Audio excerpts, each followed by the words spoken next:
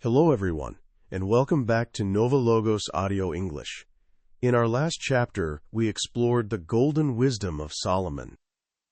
But gold can lose its luster, and today we move into a darker time, a season of spiritual drought and idol worship.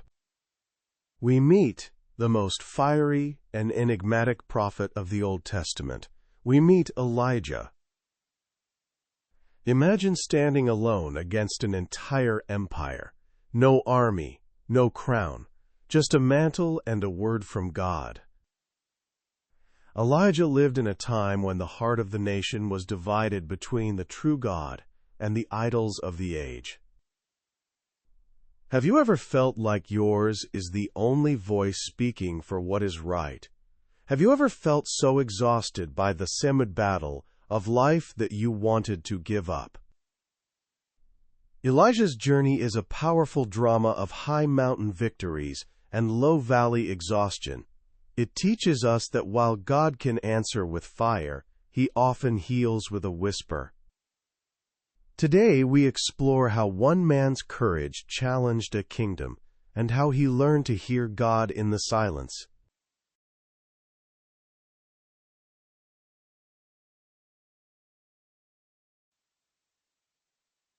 Section 1. The Fire on Carmel.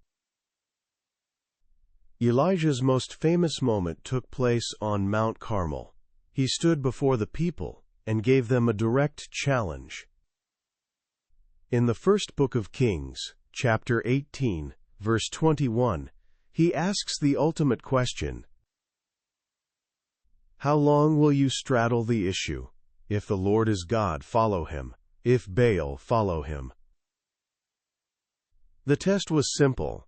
The God who answered with fire would be recognized as the true God. While the prophets of Baal shouted for hours to no avail, Elijah offered a simple, humble prayer. Immediately, fire came down from heaven. This wasn't just a display of power, it was a call to return. Elijah's fire represents the clarity that comes when we stop compromising and decide who we truly serve. Reflection.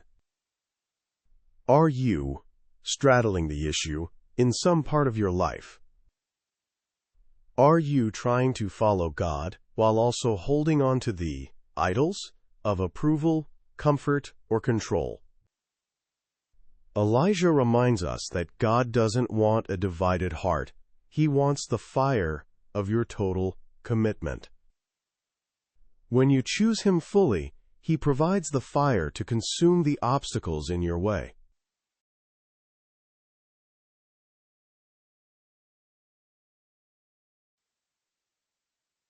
Section 2. The Shadow. The Silence of Exhaustion.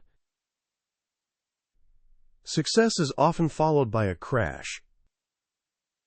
After the victory on Carmel, Queen Jezebel threatened Elijah's life, and the great prophet, the man who called down fire, ran into the desert in fear.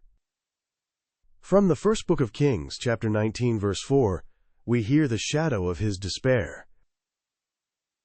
It is enough. Now, O Lord, take my life, for I am no better than my ancestors. This is the shadow of burnout. Even the strongest faith can buckle under the weight of loneliness and physical exhaustion. Elijah felt he was the only one left. He wanted to give up. This part of the story is vital because it shows that God is kind to our human limits. He didn't lecture Elijah. He sent an angel to feed him and let him sleep. He gave him space to recover. Mirroring our lives. We often feel guilty when we are tired or discouraged, thinking our faith is weak. But Elijah's shadow teaches us that exhaustion is not a sin. It's a signal to rest. If you feel like saying, "It is enough," remember that God meets you in your weakness, not just in your strength. He is the God of the mountaintop, but He is also the God of the desert cave.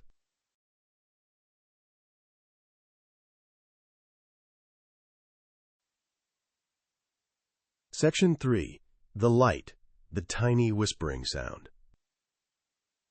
The greatest light in Elijah's life was not the fire on Carmel, but the revelation at Mount Horeb. God told him to stand on the mountain. There was a great wind, an earthquake, and a fire, but God was not in any of them. In the first book of Kings, chapter 19, verse 12, we find the breakthrough. After the fire, there was a tiny whispering sound. When Elijah heard it, he hid his face in his mantle. He realized that God's greatest power isn't always in the spectacular or the loud. It is in the intimate, quiet presence that speaks directly to the soul. This light gave Elijah a second wind. He was given a new mission, a successor named Elisha, and the assurance that he was not alone. The light of the whisper is the peace that comes when we realize that God is present, even in the stillness. The light of intimacy. We often look for God in big events, but He is often waiting for us in the quiet. Elijah's light teaches us that the most important fire we can carry is the one kept burning by regular, silent communion with the divine. The whisper is enough to sustain you for the rest of the journey.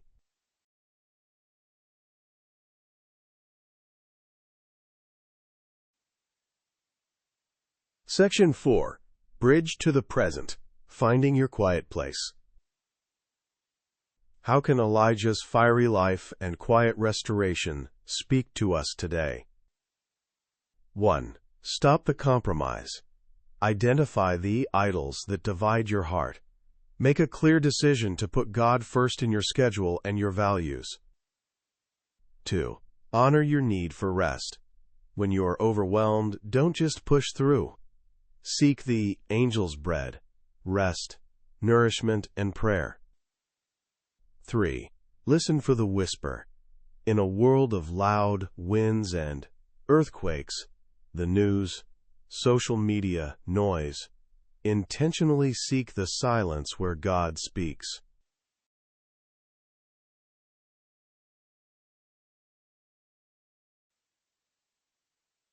Section 5. Language Clinic. Expressing indecision and recovery.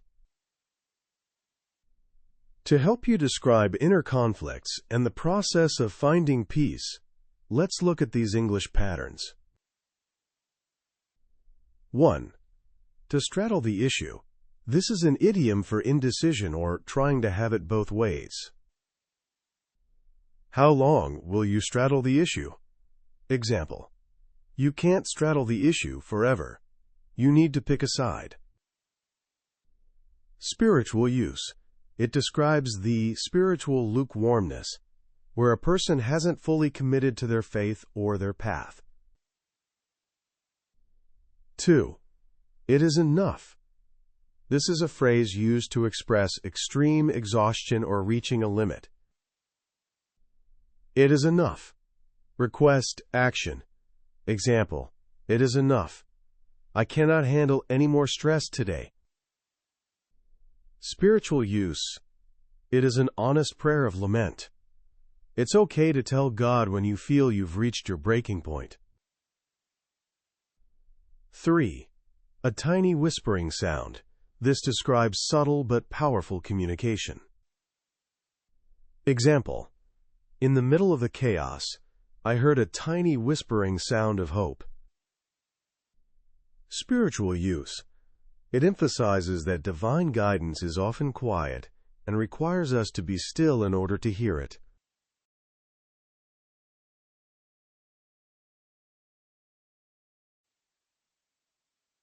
Consolidation and review. Key phrases for your journey. 1. How long will you straddle the issue?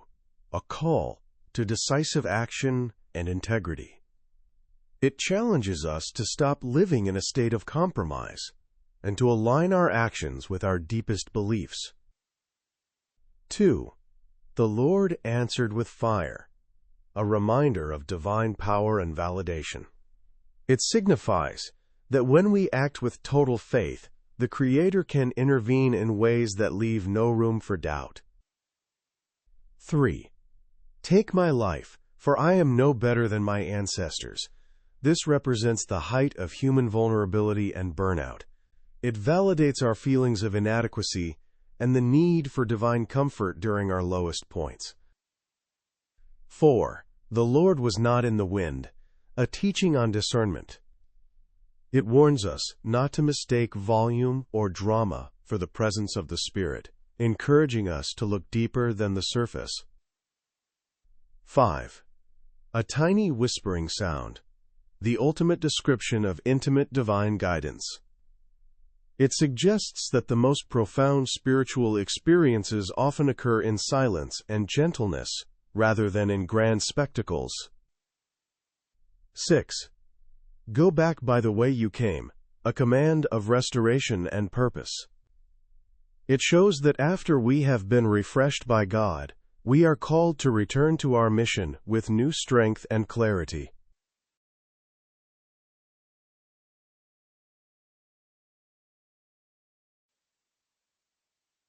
Closing.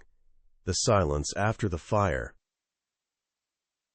Thank you for joining us for Chapter 13. Elijah reminds us that while we may start with fire, we are sustained by the whisper. Don't be afraid of the desert. It is often the place where you will hear God most clearly. In Chapter 14, we will meet Isaiah, the great prophet of the Messiah. We will explore his magnificent visions of the Korbolake, suffering servant, and how his words provided hope for a nation in exile. If the story of Elijah has encouraged you, please like this video and subscribe to NovaLogos Audio English. Your support helps us share these portraits of courage and silence with the world. Hit the notification bell so you don't miss the next prophet. Until we meet again, stay quiet enough to hear the whisper. Goodbye.